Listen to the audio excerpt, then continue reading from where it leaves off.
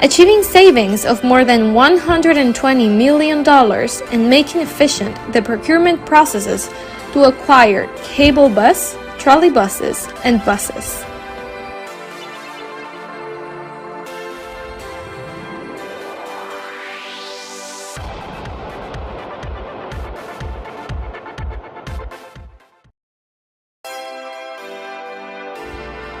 UNOPS works with the government of Mexico City in the modernization of the transportation system, which benefits more than 900,000 people daily. Achieving savings of more than $120 million and making efficient the procurement processes to acquire cable bus, trolleybuses, and buses.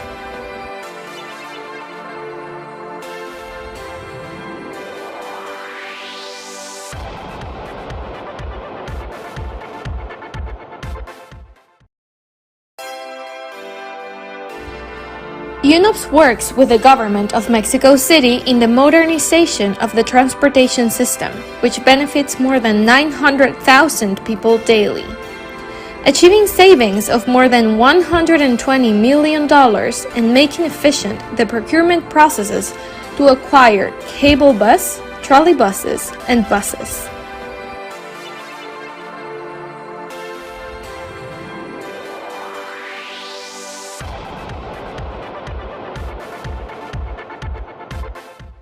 To all of the people that is joining us from several countries in Latin America and around the globe. Thanks for joining us today. Today we're going to be having this high-level panel on achieving fair public management in cities through strategic procurement. My name is Erika Paredes and I am the head of partnerships of UNOPS for Latin America. We have organized this panel with the Government Performance Lab of the Harvard Kennedy School. And we have the pleasure of inviting two important leaders, Latin American leaders, to the dialogue about fair public management and how they are managing their strategic public procurement in their cities. So today we're going to be hearing some experiences from a couple of our leaders in Latin America. Why is this panel important? As you know now, half of the humanity, 3.5 billion people, live now in cities. So cities are becoming increasingly decentralized. Reason why it is important to strengthen their capacity and how to improve their practices on fair public management.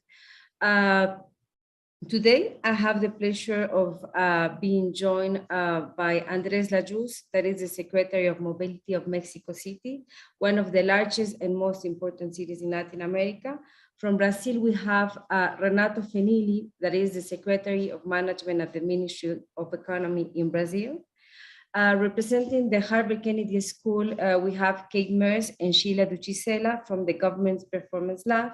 And I also have the pleasure to welcome my colleague Giuseppe Mancinelli, that is UNOPS Deputy Regional Director for Latin America and the Caribbean. Today we are transmitting in this channel in English, but we also have two live channels, one in Spanish and one in Portuguese, because we want to have as much people as possible joining us. We have invited important representatives from local governments, national governments. We have several UN colleagues joining us from around the globe, academia, and now from what I see, we have more than 20 countries connected.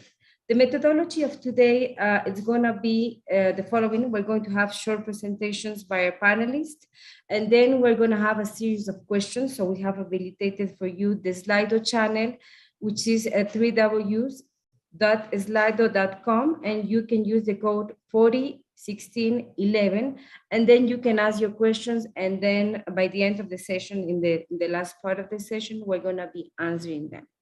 So without no more hesitation, I would like to invite Giuseppe, that is going to be introducing us about fair public management, their approach, how UNOPS is working with the government, and what is the added value that we can bring to the table. So Giuseppe, please join us. Thank you so much, Erika. What an honor to start first. But first of all, a very warm welcome to Erika, of course, Kate, Shylah, Andrés, and Renato. I have to say that I'm very excited we can have such a high-level panel today with a variety of presenters that I'm sure will enrich the discussion.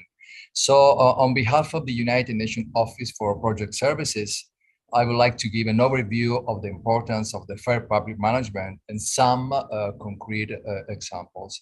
But let me start by explaining the relevance of strategic procurement and this panel, of course.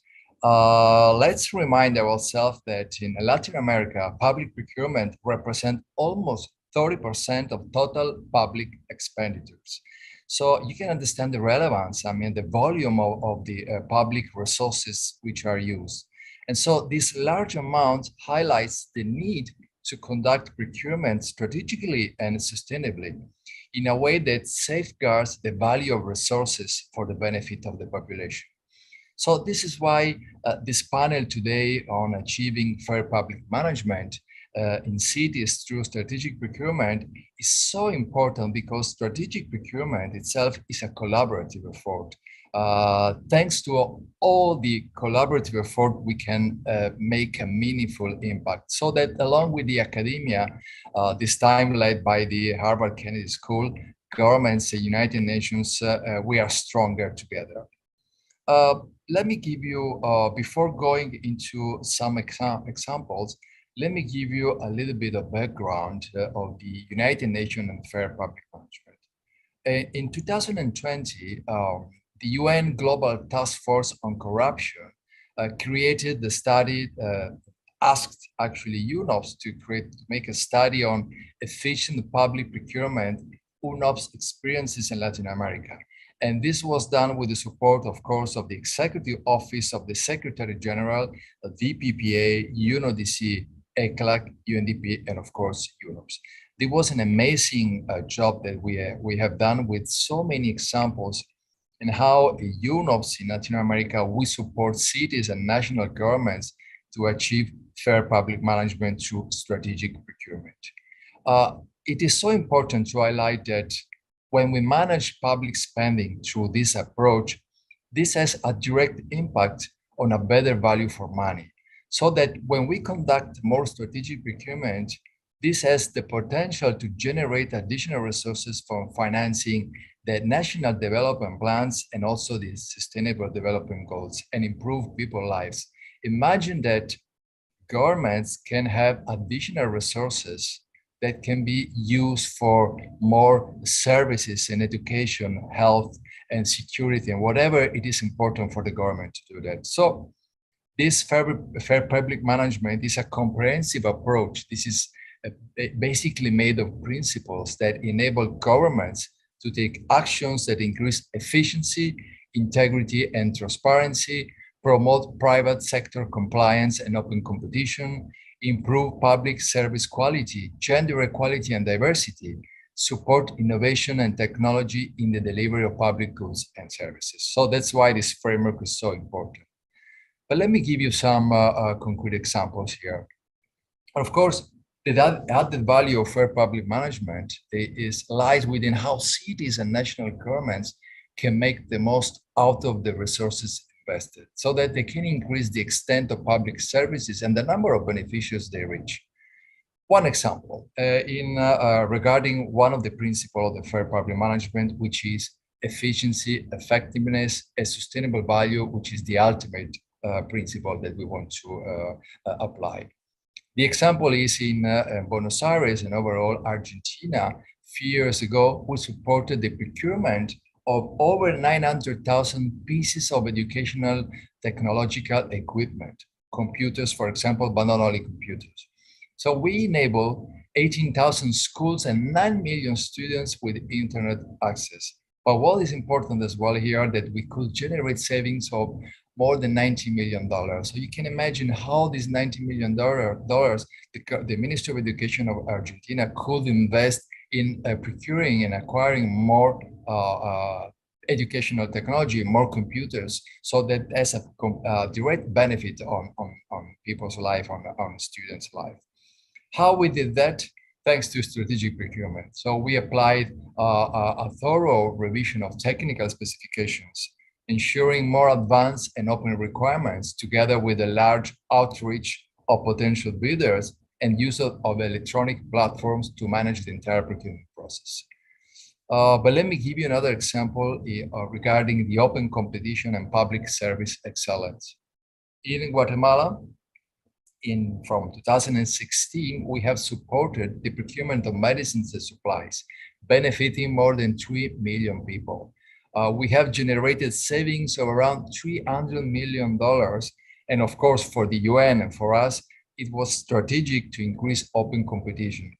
As a result of that, we could increase the participations from 11 companies that was before to more than 100 companies. So you can imagine how this open competition could help us having more quality and more competitive also offers. And of course, in terms of a public servant as well, we trained over 900 public servants because, of course, without capacity building, it is impossible to build sustainable results.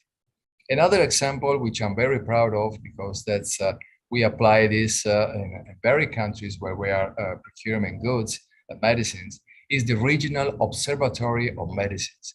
This is a tool developed by UNOPS to analyze the fairness and reasonableness of medicine price, which guide us in the bidding process.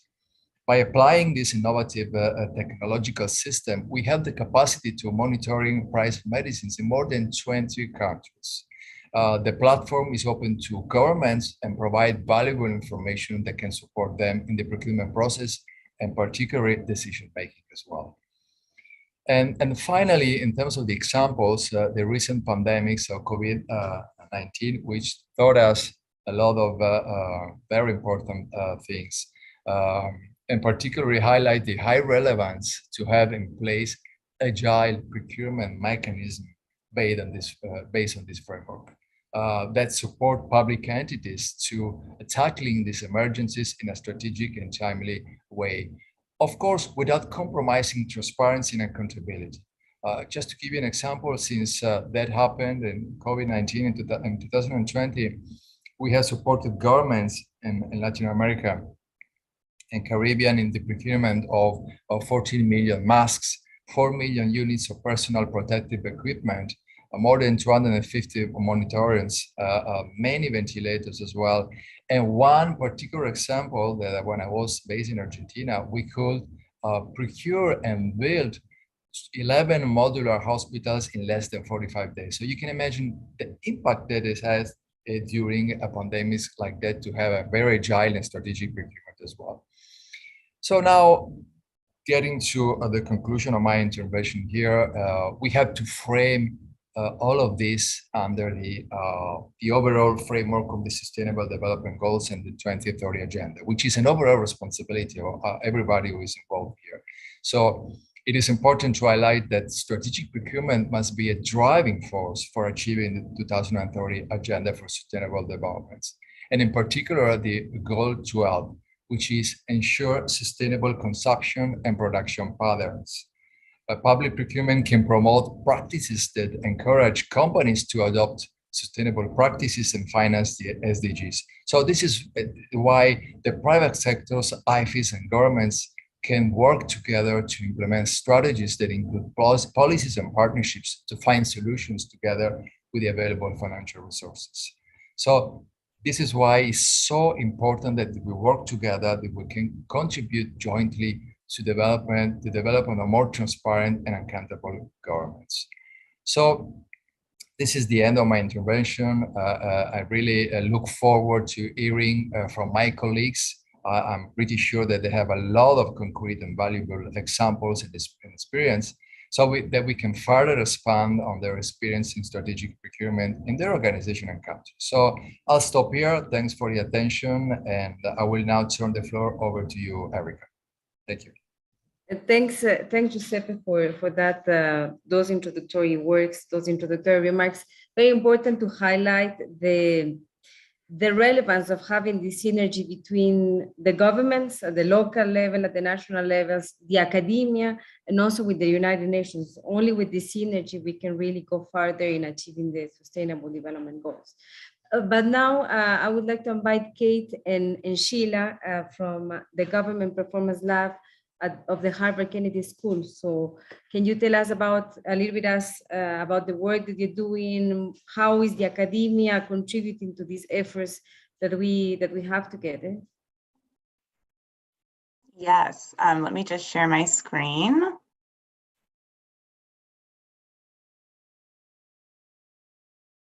All right, let me know if that's not showing up correctly.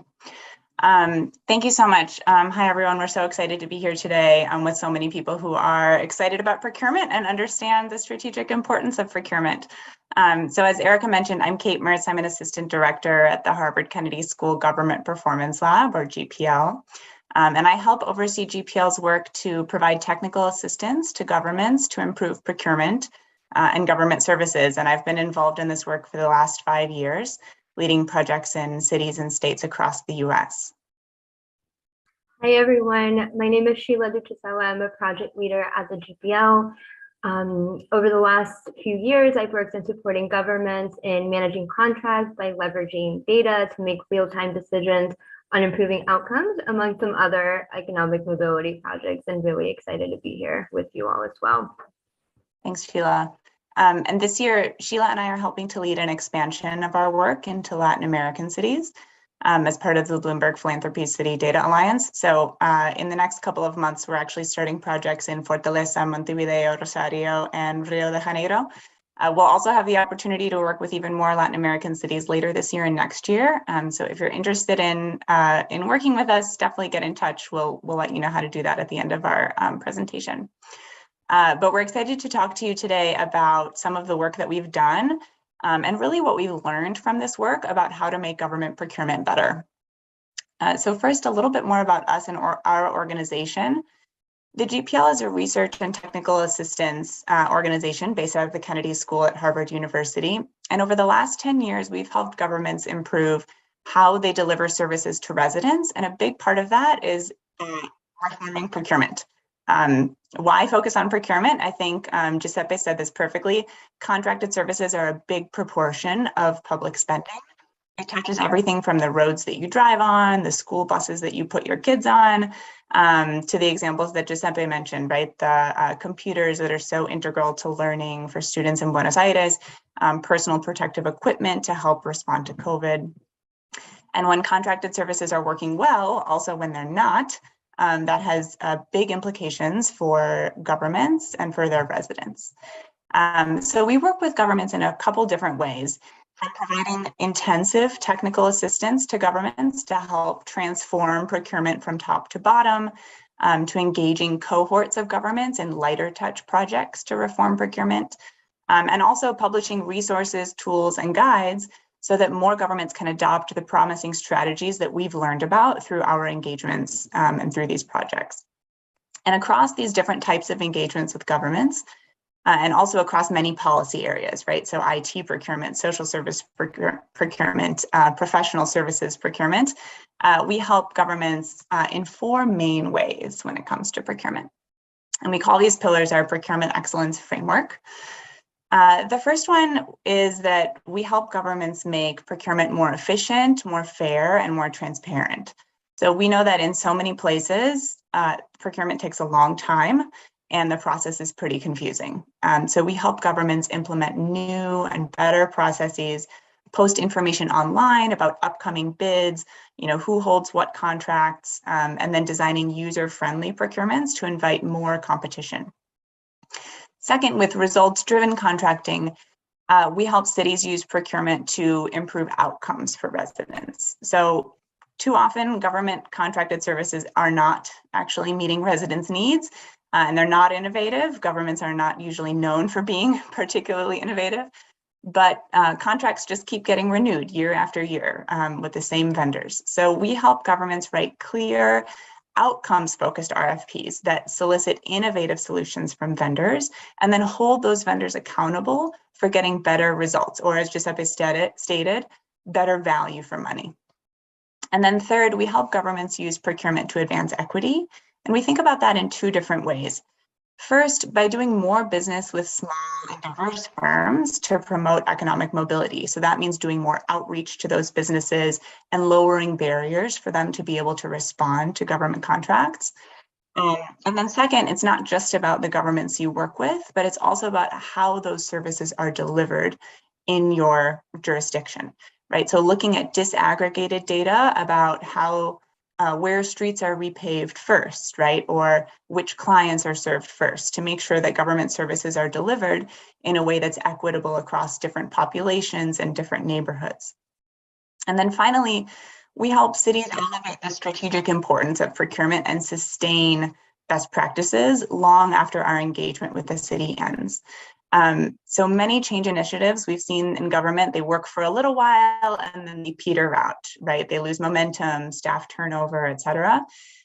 So to make our strategies stick, we focus on training lots of staff to build capacity, also as UNOPS mentioned, and integrating new practices into existing structures so that they become the default way of working. So to show you a little bit about what these ideas and these pillars actually look like in practice, Shylah is going to share a couple of stories from our work. Thank you, Kate.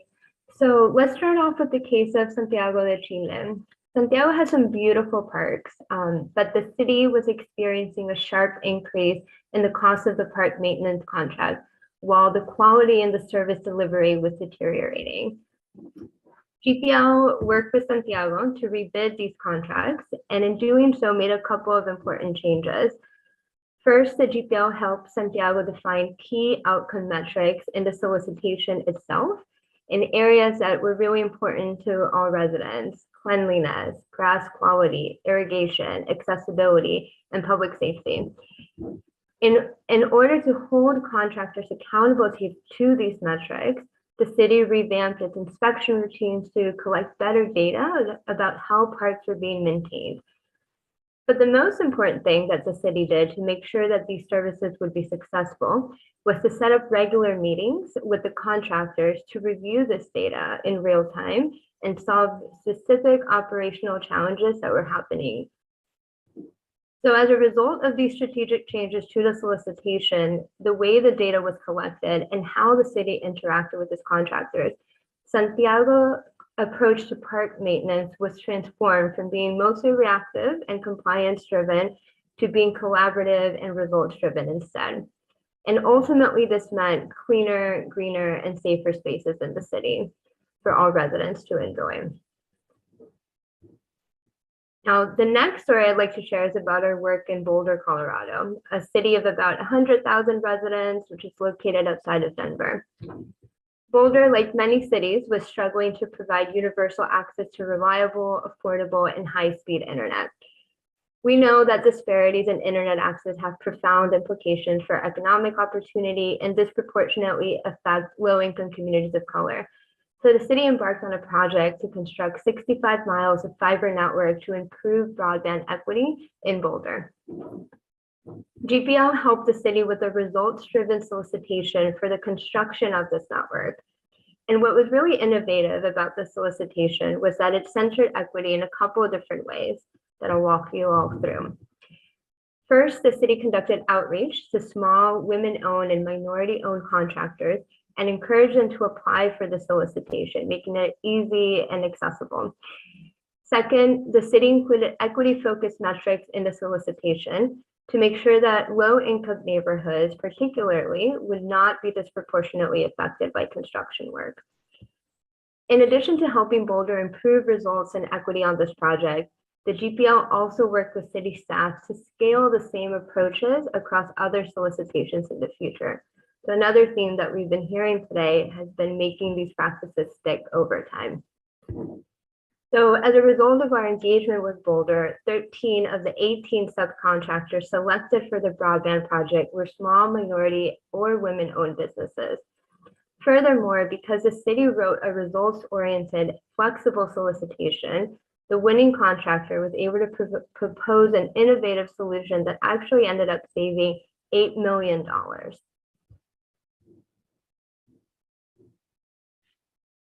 So we hope that these stories from Santiago and Boulder demonstrate how governments can use procurement to get better services, to better support small and local businesses, and above all, to improve the quality of life of its residents. If you're as excited as we are about this work, please feel free to get in touch with us. We're really happy to have a conversation with you in English, in Spanish, or in Portuguese. You can also follow us on Twitter or LinkedIn. We have the information here in the slide to stay in touch with our latest work and get up to date. We also have some resources on our website that you're welcome to check out, specifically one called Writing Results-Driven Solicitations, which we talked a little bit about today. And this guide is also available in Spanish and Portuguese. So thank you all so much for joining us. I'll turn it back to Erica. Thank you. Many thanks, Kate and Shylah, for those great examples in Santiago and Boulder. And I would like to highlight, as you say, this importance of increasing our efforts toward a more sustainable procurement, because at the end, we only have this one planet, and it's our duty to protect it. And keeping that in mind, our next panelist is a person that has been really involved and committing towards this sustainable procurement, making cities greener, and also how to make mobility more sustainable, efficient. So I would like to invite Andrés Lajous, that is the Secretary of Mobility of the Government of Mexico City. So Andrés, can you tell us a little bit more about what you do? Hello, everyone. Thank you very much for the invitation. Thank you to the Kennedy School, to UNOPS for having me here. I would just like to share a little bit of our experience in Mexico City in terms of tendering processes, particularly for transport projects. This is not the only, in the cases that I participated directly are the ones related to transport, but of course there are other examples in Mexico City that could be relevant. So the first thing that I would like to comment is that the city government, 3 years ago when we got into office, the mayor made an explicit commitment for having transparent and open contracting processes for the benefit of the city. And what does this mean? It means that the processes themselves had to guarantee the best technical offers the city could get, and also from there move to the best prices the city could get. And I am highlighting the commitment, not because we're just, I'm saying, well, in this government we believe in open and transparent contracting, but I think that the commitment is a necessary condition for having good tendering processes. We might have the best regulation, bylaws, laws, very modern, with all kinds of best practices incorporated into them. But if there's no commitment from the authorities to actually make them work for the benefit of the city, meaning getting the best technical conditions and financial conditions, then it might be more likely for these contracting processes to fail. Before working as a mobility secretary in Mexico City, I used to be a sociologist. And sociologists used to talk about the pre-contractual conditions of contracts, meaning that the participants in a contract, before signing the contract, have to commit to actually enforce the contract and assume all the rights and obligations that derive from that contract. If there are no pre-contractual conditions, meaning this commitment to assume all the consequences of the contract, then it is less likely that the contract can actually be enforced. And participants might think that it is in their benefit actually not to enforce the contract, making it very costly to enforce, and thus not fulfilling the objectives of the contract. So when I talk about the commitment, and it is a political commitment to have good contracting processes, that's what I mean. Because the experience, at least in Mexico, is that even when we have laws that are supposed to guarantee by themselves, and processes that are supposed to guarantee by themselves, that the contracting process will be successful. That is not always the case. So after highlighting that, I would like to very briefly talk about 3 lessons that we have learned and that we have implemented not only in the projects that we have had accompanied with UNOPS, but also in other projects that the city has initiated independently or by ourselves. The first one is that when you look at tendering processes, normally everybody's looking at who participates, what are they offering, what are their requirements, and then what are their bids. But there's a previous process right before that, which is the market research for the tendering process. And that seems, or at least in some regulation, depending of course city to city or country to country, it's less formal, the market research process. And it's sometimes less explicit as part of the tendering process itself. And what's important about the market research process is that it first helps the government set what is actually that they will require from providers. So for example, we were tendering a cable car or gondolas.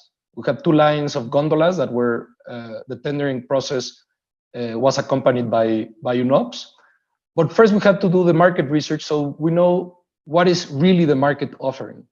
If you, in your bidding process, if you include technical requirements that you know or that you don't know if they're going to be fulfilled or not, it might fail because you really don't know what's out there in the market.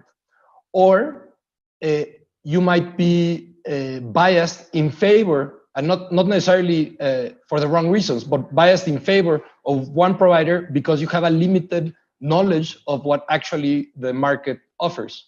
So the market research process is very, very important to, let's say, guarantee the standard from which you will ask providers to compete. The second lesson is that technical capabilities inside the government are very important. And technical capabilities, not only in administrative processes, which are important, but I want to especially highlight technical capabilities regarding the substantial components of what is being bought by the government. In the case, again, for the gondola system, Mexico City had never operated or bought any kind of, or built any kind of cable cars. So part of the support we had from UNOPS was getting the technicians that would tell us, this is what you actually need, and these are the most important components that you have to guarantee in terms of security, service, etc. And this was not only true for this case, in which we had never built this kind of system. Also, with UNOPS, we bought trolley buses. The city has a trolley bus network that has been operating for a really long time, but in the last 20 years, we hadn't bought any trolley buses. So part of the problem was that the technicians inside the government, a state-owned company that operated the trolley buses, didn't have any updated information on how technology changed. For example, now trolley buses are not only connected directly to cables that provide electricity, but they also have batteries. 20 years ago, they didn't have batteries. So all the technical description of the batteries was very important now that we're buying new trolley buses. And these kinds of updating in terms of technical knowledge is very, very important, because the technical description of what is being bought or built is probably what provides the government most autonomy from providers. Normally, the highest risk is that the description, the technical annex of what is the appendix of what is described in the bidding process, if it is biased towards a provider, again, even if it was not for the wrong reasons, but maybe just lack of knowledge or some kind of bias that was not explicit, If you can guarantee the technical knowledge, then you can have more autonomy from providers and thus level the playing field between providers, which is actually the most important thing.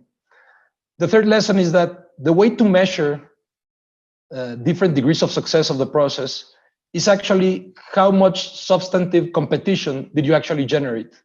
How many participants did you have? And from those participants, how many were able to fulfill technical requirements and then compete in terms of price? In the end, that is the objective of having an open bidding process, that you will actually get different offers and that you can evaluate those offers so that you can choose the best ones for what you're looking for the city, of course. So, and I highlight this because sometimes it's like, yeah, we had the process, there was only one competitor throughout the whole process, and yeah, everything was done right. It might be true. There are some sectors in which there are not many competitors. But in the end, the bidding process itself has the idea that there will be competition. And that is what will guarantee not only that you will get the technical requirements that you need and you will get the best price, but also during implementation, the competitors that lost are still paying attention to what's going on. And that brings pressure to the ones that won, because they know that publicly they have a commitment with a contract that was part of a bid, and everybody knows what were the conditions of that contract. Of course, this all sounds as if everything always goes right. And of course, not everything goes right. Implementing all these things is very complicated, as you can imagine. There are some obstacles that I would also like to highlight. The first one is that no one really likes uncertainty. For government officials, it's very hard to have uncertainty, meaning I don't know if maybe I won't get any offers.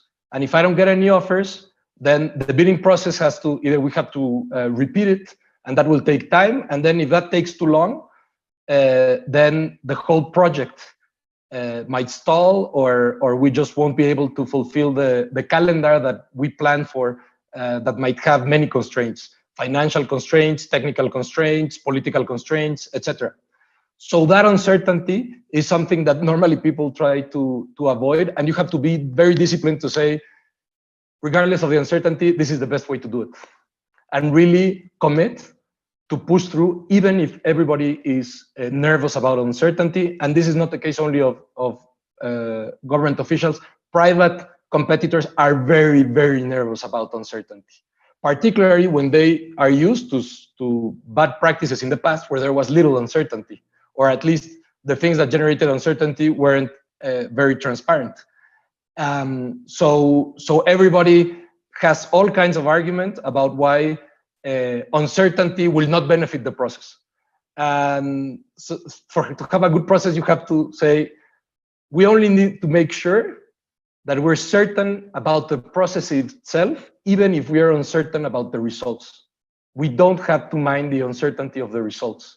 If you really do mind the uncertainty of the results, then it's very hard to be disciplined about the certainty of the process. The second thing that might be an obstacle are the bureaucratic and administrative requirements. So you might have strong technical capabilities that will let you have good competition, but then private companies also have to provide all kinds of information to government so that they can become contractors. And the two things and there are two sides to this responsibility. On the one side, private participants very often do not pay attention to administrative requirements. And this is very frustrating, because even if they have good technical and financial offers, if they don't fulfill very basic administrative requirements, because they didn't read it, because they didn't pay attention, because they thought that it wasn't important, then they are discarded from the process. And that is not in the benefit of the government. The more participants you have, the better. So it's very, very frustrating when you know that it's a good offer, and then for administrative reasons, there's just no way that they can participate. The second one is also on the other side. Definitely governments need to review what are these requirements and which ones are substantive Like you really need to guarantee that the company actually exists, that it has the technical and financial capability to assume a contract like this, etc. So of course you have to do your due diligence as government, as an authority, but at the same time, maybe some of the requirements are something that you've been carrying since 40 years ago. Nobody reviewed it, and it's just there on the bylaws, and it just keeps being a requirement that is not really substantive. It doesn't have any substantive meaning. And lastly, I would just like to list the processes from which these lessons were learned. A lot, not all of them, but most of them with the participation of UNOPS, which was very, very important. So it was the 2 lines of, we call cablebus, which is a gondola system. We bought a fleet of trolley buses, already 200 trolley buses, a fleet of buses, just regular diesel buses. Our most important project, which is the modernization of our main subway line. We're rebuilding the whole line with new trains, new tracks, new control system, etc. All that was done through an open tendering process. And we also took that experience to renew our public bike share system. That was not accompanied by UNOPS, but we got a support from Open Contracting Partnership. We participated there in a process to get their support, and that was also very useful. We also tendered most parts of our ticketing system, and finally, we even transferred some of this knowledge to the private sector. And I will end here. One of our public transport systems, the BRT lines, are regulated by the government, but operated by private companies. We showed some of these private companies how we did the public tendering processes, and then they did it themselves to contract their financing and to buy their buses. And again, we basically, the description that I just gave you is that the description that I gave to them, of course, with more detail in terms of the process itself and the timing, etc. And they were successful processes as well. So basically, this has been the experience. Thank you very much. Many thanks, Andrés, for sharing those good practices and also the obstacles. There are some things that sometimes we don't look at. For us, I think they are a clear reference for many other governments in Latin America. And also in the last years, we have seen a real commitment from the government of Mexico City. And now we've seen that the lives of millions of people have been changed. So thanks for sharing your examples.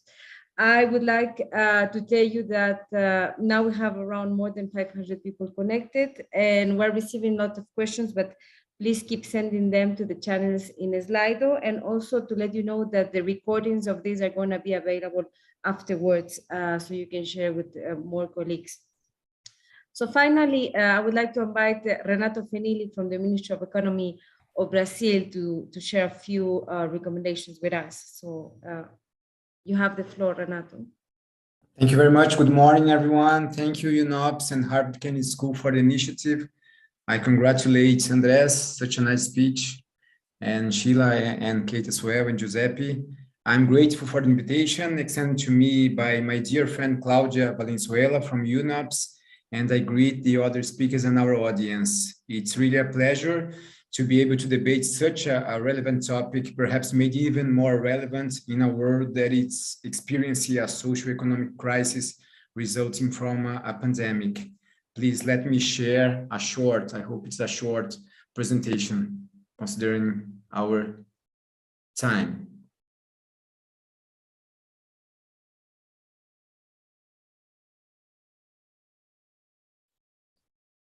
Just a moment. 1 minute. Yes, that is here. Yes. Well, when it comes to more efficient and effective public spending contributing to better levels of governance and development in the country level, the underlying concept is sustainable national development.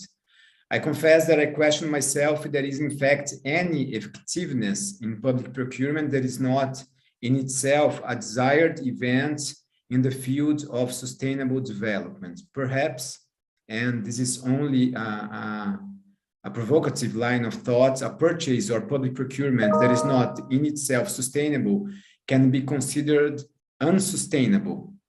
Provocation here is binary, is a dichotomy, and public spending on something unsustainable or that do not foster our ability to execute public policy, even in an indirect way, at least in our legal system, it can be considered illegal. I'd like to start with this photo. It's a real photo of a neighborhood in the city of São Paulo here in Brazil, and that may well characterize a little of what Brazil is. We have more than 5,000 cities, 25 states, and a federal government that spends around $240 billion billion per year in public procurement, something around 12% of our GDP.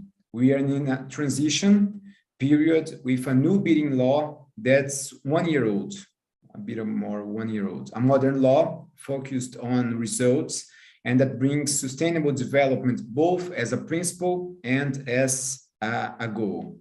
A law that brings several governance artifacts to be implemented in a public procurement process, but at the same time, a law that requires high expertise in public agencies that live in different realities. We have, on the one hand, a large mass of unities that do not have material or personal resources capable of facing the dictates of the new law. On the other hand, a smaller mass of unities with sufficient skills to be called places of excellence. Talking about management by results and sustainability with regard to public spending involves in Brazil, considering a very heterogeneous sociological context. Let me ask you just 3 questions, short questions to get us in kind of a warm-up session. The first of these might seem a little repetitive, and apologize for that. What is national sustainable development? The fact is that we still live with the definition of sustainable development that dates back to 1987 by the Brundtland Commission. We talk about development that meets the needs of the present without compromising the ability of future generations to meet their own needs, and which contains 4 main pillars: environmental, social, economic, and cultural. But for the more attentive, the question refers to a national sustainable development, not infrequently addressed by the country's public procurement legislation, which leads us to our second question. Why national and not global sustainable development? This is a map published last year, which showed the forecast of vaccines against COVID in different countries. The interpretation is almost immediate. While richer countries would have access to the vaccine earlier, less affluent countries would have this access later. And it looks like the prediction came through. Africa still has a percentage far below the world average in terms of immunized people. At the same time, we saw countries that bought more doses of vaccine than the size of their populations. In any case, the search of immunization of the population of a country is, in itself, a measure of sustainable national development. When we talk, that's the point, when we talk about limited resources, sustainable national development can be confused with the concept of sustainable competitive advantage. And the advantage of a country, or even at a local, the local, can sound like the disadvantage of another. There is, in this case, damage to any kind of global development in the short, medium, or long term. The last of the 3 questions refers to the search of the best strategy to promote sustainable development through public procurement. A hasty deduction could lead to the understanding that buying less is the action that most harmonizes with the sustainability. After all, there would be less production, we would be reducing our ecological footprint. Of course, buying less is always a thoughtful measure. Even so, it must be understood that sustainable development is a balance of environmental, socioeconomic, and cultural dimensions. Buying less maximizes environmental gains, strictly speaking, but it brings less transforming power in other dimensions. And when we talk about the UN's Sustainable Development Goals, 10 of the 17 goals are of socio-economic nature. Well, but let me talk about Brazil. As I told you, we have a new and modern bidding law.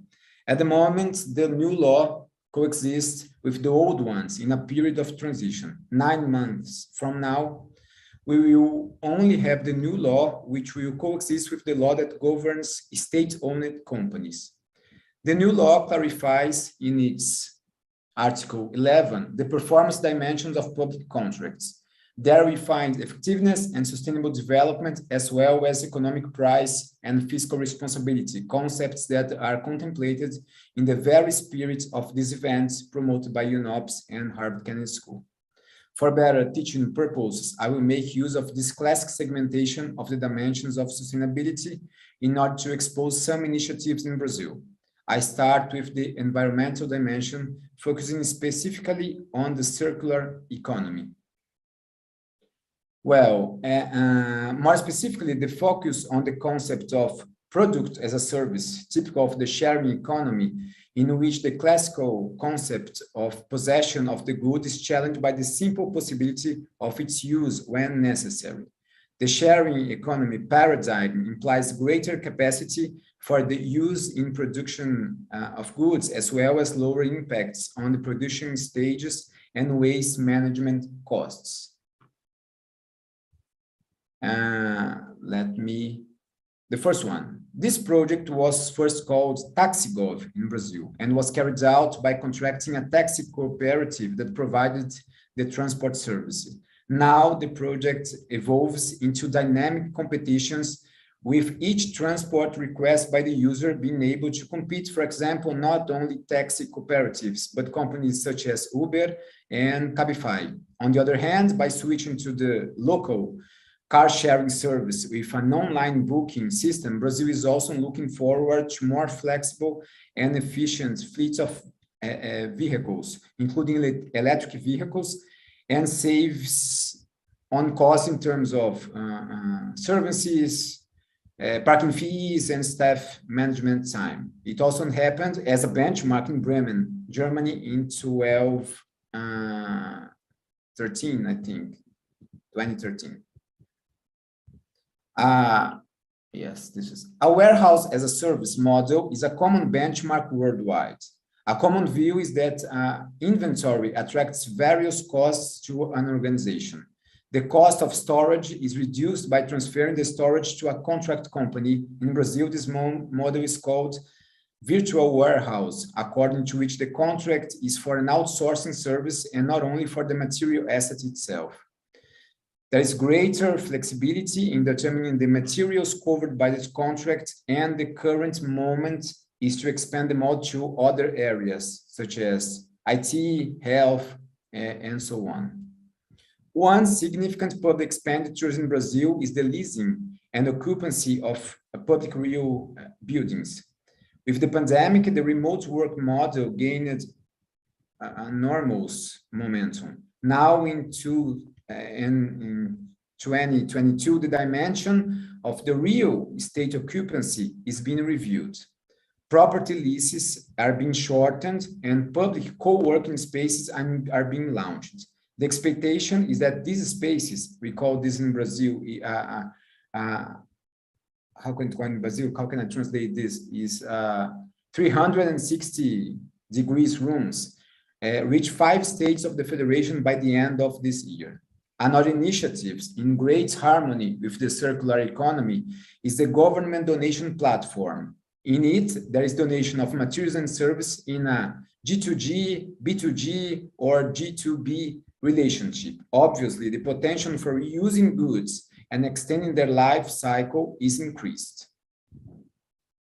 The social dimension with regard to public contracts is more difficult to implement and at times generates greater debates and contradictory views. An example brought here is an initiative of the city of Porto in Portugal. There is a public program for the purchase of syringes for users as a way to avoid their reuse minimizing the chance of transmission of disease such as HIV. A socially sustainable measure, but one that would encounter resistance for implementation in Brazil, I dare say. The new bidding law provides the establishment of percentages of outsourced labor contracts for two specific minorities: women victims of domestic violence and individuals released from prison systems. Implementing these practices encounters institutional and transaction costs challenges. And finally, with regard to economic dimension, a project has been quite successful as an economic stimulus in the faces of the crisis accentuated by the pandemic.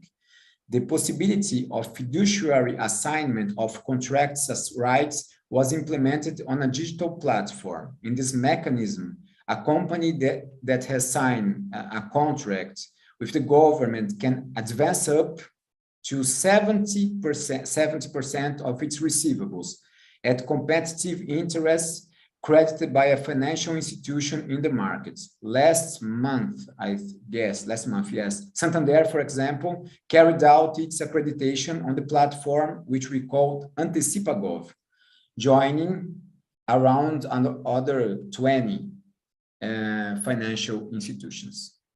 Thank you so much. Sorry if I just didn't obey the 8-minute speech. Thank you so much. Thank you very much, Renato. This is very interesting, and actually we see the actual outcomes and the actual practices. We have only 4 minutes, and I have several questions, so I will handle one to each of you, so at least we can respond to some of them. The first one, I would go with Andrés, and this is, well, there are several questions, but I would highlight these ones. What is the main recommendation you can give to other governments to manage uncertainty, especially when there are short deadlines? And the other one that is linked to us is like, if you can share a good practice about how to increase the number of competitors in biddings. The first one, to handle uncertainty, honestly, at least if you're the person responsible of the process, of course you have to fulfill certain deadlines. And normally laws have various stages. So you have to, in your deadlines and in your calendar, you have to include what are the different stages of a process when the first, let's say, the open bidding process is not successful. Because normally that's the main source of criticism. People say, of course, the bidding process will not be successful. Then you will go to a less open process. At least Mexico City law has 3 possibilities: that you do the open bidding, then that you have also a bidding process but only through invitations, and 3, that you have a direct adjudication. All of those processes can be transparent, and all of those processes can be competitive. So you can guarantee those things for those 3 processes and include them since the beginning in the calendar.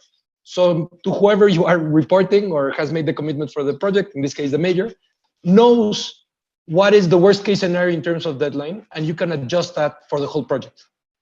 And you have to remain committed that even if you go through these different processes, the open bidding, the competition by invitation, and the direct contracting, that you can still make them transparent and competitive.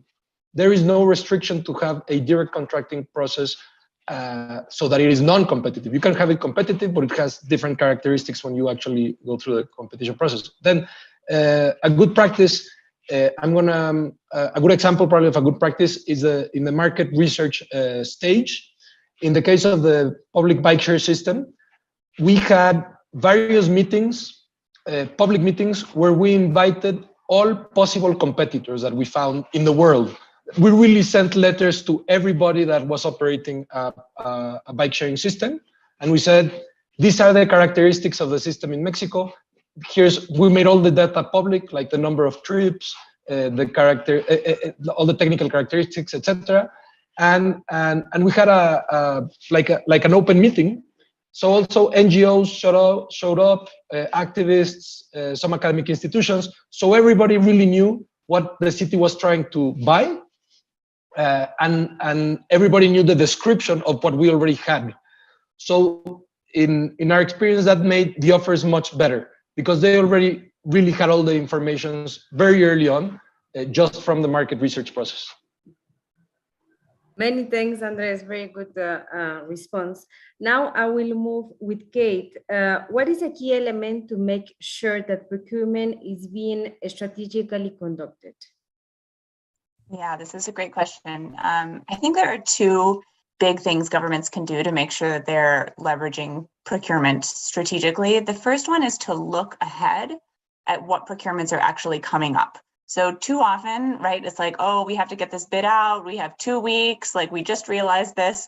Instead of, that approach, really, looking ahead, like what's coming up in the next year, in the next 6 months, because as Andrés said, it takes time to do that important market research. So you want to get ahead and think about, what are the bids where you need the most staffing, you need the most attention. And they probably are the things where you're buying something new that you've never bought before, or you're buying something you haven't bought in a long time. Like Andrés said about the trolley cars. Could also be important public social services, or maybe like a large procurement in terms of dollar amount. So that regular procurement forecasting and deciding, what are the 3 things we're really going to pay attention to over the next 6 months to make sure we do a good job on that market research, the whole process. That's something we really would recommend. And the second thing is to look at your procurement data regularly. How many bids are you getting on average? And then what are the sort of the outliers or the endpoints? How many times do you have to re-release procurements because you don't get any bids or you only get 1 bid? Also, as Andrés mentioned, not just how many bids do you get, but how many make it through, the technical specifications, to the price, to the sort of final negotiations. Look at these indicators that indicate sort of the health of your procurement system. And that should be, in the mayor's monthly meeting with his staff, not just this back office administrative compliance function. It should really be, a strategic function, just like any other function of the mayor's cabinet. So those are a couple of things that we work with governments to do. Super, Kate. Excellent. I'll go with another question for Giuseppe. How can UNOPS or the UN help Latin American governments in capacity making for improving their procurement processes? Okay, thanks, Erica. Well, I like this question. Well, I mean, so many things, but probably we need to keep it simple. And learning by doing is probably the best that we can do. Because, of course, as UNOPS, we can contribute with best practices of the experience that we have throughout the world. But the methodology that we apply with every single project, so with the governments, is that we do set up a steering committee, a project board. So whatever we do it jointly with the governments, so that they can learn from the experience and mistakes that we have done over different countries. So that every time we do something and we can have a concrete, tangible benefit of what we do, for example, increasing the number of suppliers from 1 to 10, as the case of Guatemala, or having savings, that represents a very tangible benefit that the government understands, so that they embed those best practices in their following procurement process. And one final element is the capacity building, the training that we have to do. I have recently participated in an event in Mexico with the Minister of Public Function, where we were discussing on how to avoid corruption and things like that. So I was very proud to see the participation of public servants. Those are the backbone, those are the central column of the public administration, so that if they are trained on the principles, if they are trained on the basic rules that are applicable, then we make sure that the system itself is sustainable in the future, and that all those best practices can be applicable in the following procurement exercises. Excellent, Giuseppe, many thanks. And lastly, Renato, how can governments pragmatically integrate gender and diversity perspectives in their biddings? Gender and diversity. Yes. Well, that's a hot topic here in Brazil. We have, especially in outsourcing contracts, that's it. We have kind of in Brazil quotas for women and for this. Here in Brazil, when we talk about gender, we are talking specifically in the new bidding law about women that suffer any kind of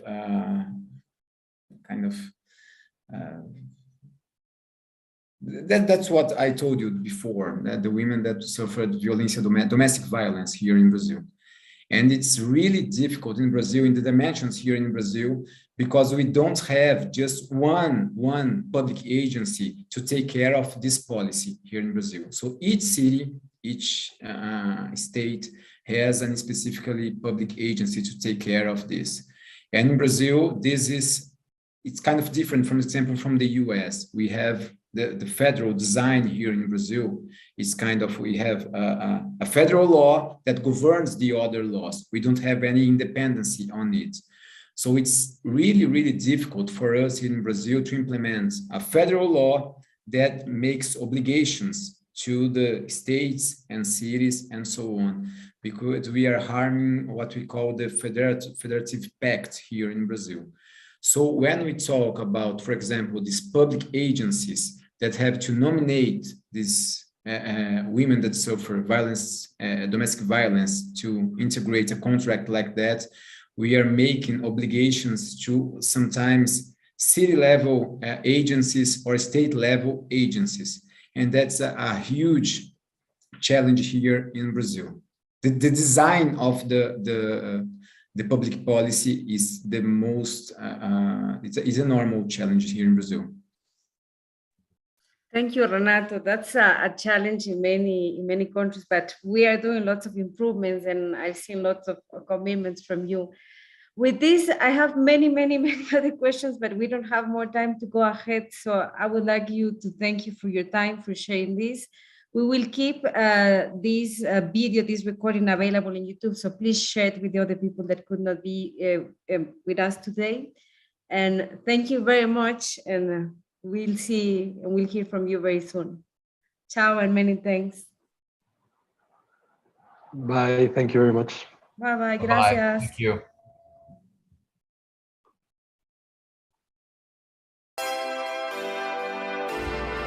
UNOPS works with the government of Mexico City in the modernization of the transportation system, which benefits more than 900,000 people daily. Achieving savings of more than $120 million and making efficient the